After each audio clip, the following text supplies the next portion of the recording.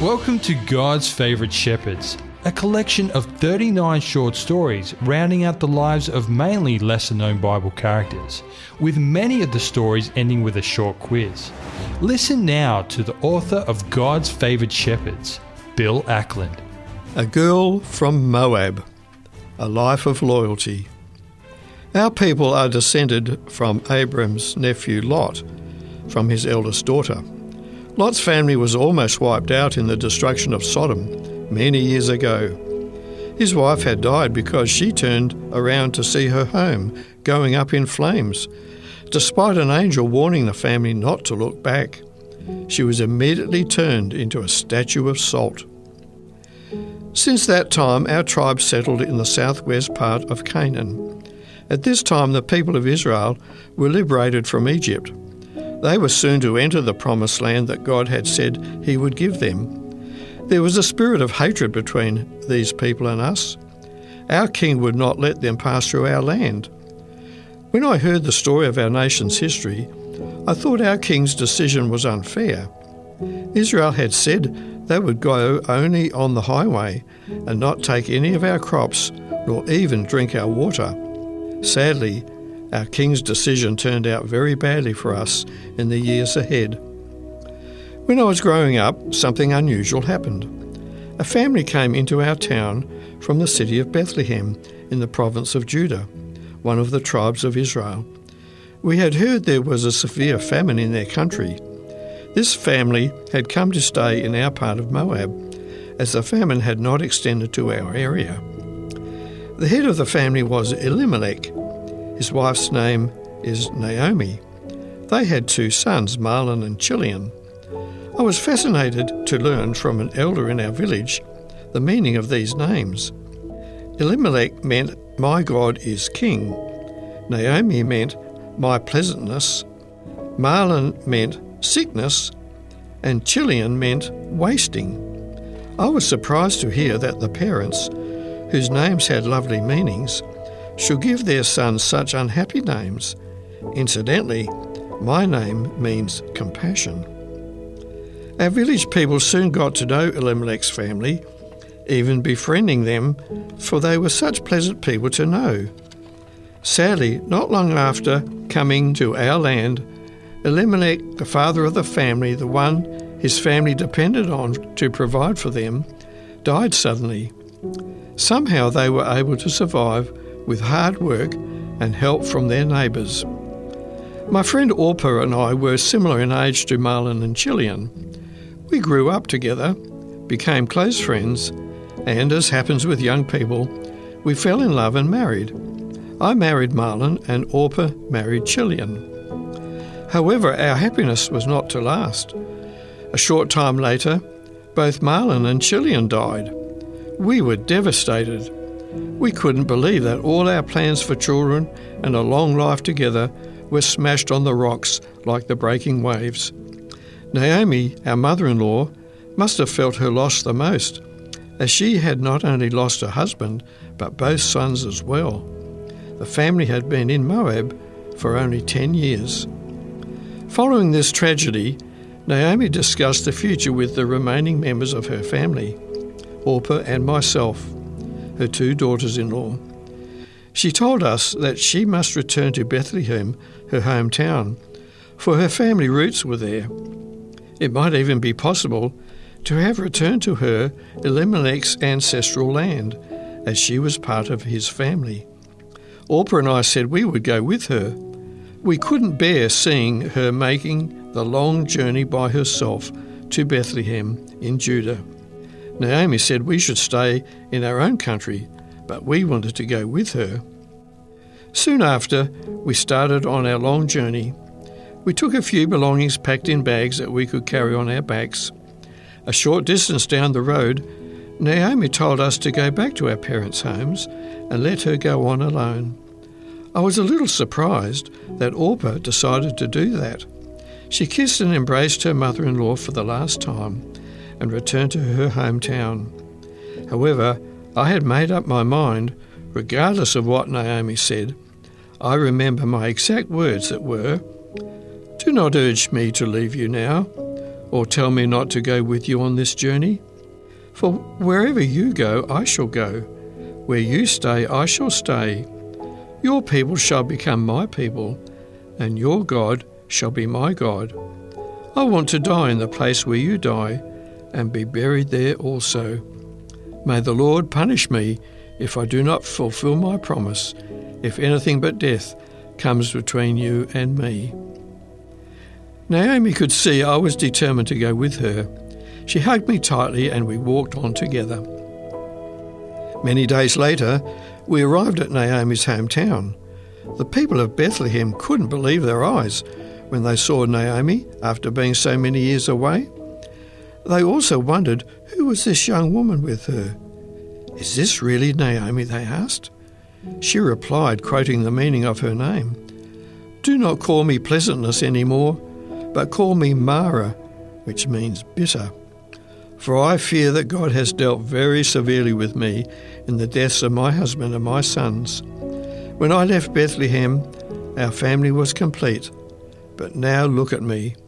All I have left is one precious daughter-in-law." I soon discovered that the people of Bethlehem were very kind. They provided a house for us until we could see what the future held. The first thing for me was to obtain work. Naomi was past working in the fields, gleaning at harvest time as I was about to do. Fortunately, the barley harvesting had just commenced, so I asked Naomi if I could go out and glean for us. She told me that she had a relative through her husband whose name was Boaz. He was a wealthy man, and it just so happened that the part of the large field that was being reaped belonged to Boaz. This was where I started to collect the stalks of grain the reapers had left behind. Gleaning was a long-standing practice in Israel, for it provided for the poor and was required in the writings of Moses, I was told. I had not been out in the field long when Boaz came out from Bethlehem to see how the harvesting was going. He greeted his men in a kindly way and asked them about the young woman gleaning in the field he had never seen before. They told him that I was the young Moabite woman who had recently returned with Naomi. Boaz came over to where I was. I hardly dared to look at this great man. He said, "My daughter, do not go into another field to glean, but stay close by the other girls who are gleaning in my field. Do not worry about the men working here, for I have told them they must not treat you unkindly in any way." He reminded me not to forget there were large water pitchers in the shelter near the field with refreshing cool water for me to drink. I was overwhelmed by this man's kindness and replied, "I don't know why you have even noticed me and have spoken to me, seeing I have come from another country." "Well, young lady, all of Bethlehem knows how kind you have been to Naomi, seeing you would not let her make the long journey from Moab to Bethlehem alone. You left behind your homeland and your family. Now you are working hard all through the heat of the day to provide for her and yourself. May the Lord God of Israel give you his great blessings, for you have thrown your lot in with his people." All I could say was, "I hope you will always look kindly on me, my Lord, for your words have comforted me here in this strange land." Throughout the day, Boaz ensured I was well looked after. At the midday meal, he made certain that I had plenty of nourishing food to eat, ever giving me more than I needed, so that I would take home plenty to Naomi. I overheard him say to his reapers to purposely drop more stalks behind for me so that I would have a good result from my day's gleaning.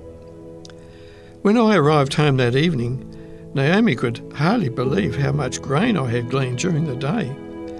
I told her that it wasn't just that I had worked hard all day, but the man who owned the field ensured that more than usual stalks were left for me to collect as I followed the reapers over the field.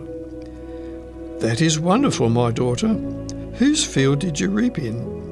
When I told her the man's name was Boaz, as she had hoped it would be, she almost was speechless. She said, Praise the Lord, for he is a near relative. God has not forgotten us after all." I didn't understand all she meant in what she said at that time, but I soon learnt how much this man was to be part of my future. The barley was soon harvested, and not long after, the wheat was also ready to harvest. This gave me many weeks of work, and I was able to gather sufficient grain to last until the next harvest. While I was still gleaning, Naomi told me what I should do to work out her plans to secure my future and to ensure the law of the relative redeemer was put in place. This was very much a part of the culture of Israel. It ensured the preservation of ancestral land so that the family property would be preserved. Naomi explained that on a particular night, Boaz would be at the threshing floor and would sleep there that night. She told me to wash myself, use a fragrant perfume, and put on my best garment. Then, when he was asleep, I was to uncover his feet and lie down near his feet. She said that Boaz would tell me what to do next. I did exactly as Naomi said. I was feeling just a little nervous and very excited at the same time, for I felt a whole new future was opening up before me. That night, Boaz told me he would fulfill the role of relative redeemer for me. However, another man was an even closer relative than he was. Boaz would discuss this issue with him. If that man fulfilled this role, then that was how it was meant to be. If he chose not to, then Boaz would do it. I was secretly hoping that Boaz would be the one. I left it all in God's hands, as I had come to trust him in my life. The way things worked out must have been in God's plan. The nearer relative declined to fulfill the role of relative redeemer. Boaz entered into this covenant before the elders of the city. To seal the covenant, the other relative gave Boaz one of his sandals, confirming that he agreed to the arrangement. Boaz then told the elders that they were witnesses that he had bought the land that had belonged to Elimelech, and through him what would have become Mahlon's and Chilion's.